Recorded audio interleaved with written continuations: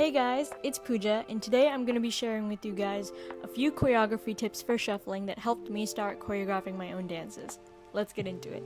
Before we get started, a good analogy for beginners is to think of each shuffling choreography like a chain. Each move is a link that smoothly connects to the next one, and so on. And now let's move on to the tips. Tip number 1 is to find a good starting move that can help you lead into other moves easier. Two of my favorite foundational moves to branch off from are the running man and the Polly pocket.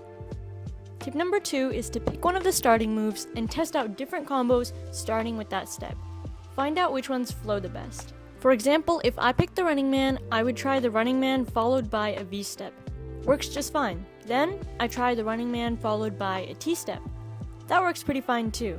But if I try the running man followed by a reverse Polly pocket, for example, that doesn't feel as connected. It feels jerky moving from one move to the next. Tip number 3 is to test out combos starting with your second move and seeing which transitions are the smoothest. For example, my second move was a V step, and I tested that out with a Charleston and a crisscross.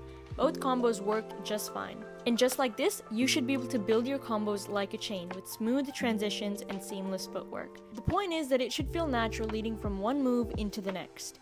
For example, if the first move ends with your right foot lifted, try starting the second move on your right foot. That way it'll feel more smoother moving between steps. Tip number 4. If you have a specific move that you want to start incorporating into your choreos, and it's one of those moves that's not as easy to incorporate, for example, the SpongeBob move, then try these two things.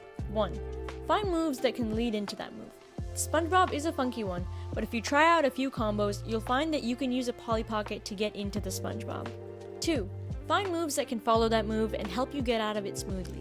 For the SpongeBob, because you end on one foot, you can use the soccer kick move to get out of that awkward position. And now you're back to a more neutral stance from which you can transition into a variety of other moves. And that's all the tips for today's video. I hope these are helpful and inspire you to try out your own combos. And as always, let me know if you have any questions or comments below. I really enjoy chatting with you guys. Thank you guys for watching and see you in the next video. Bye!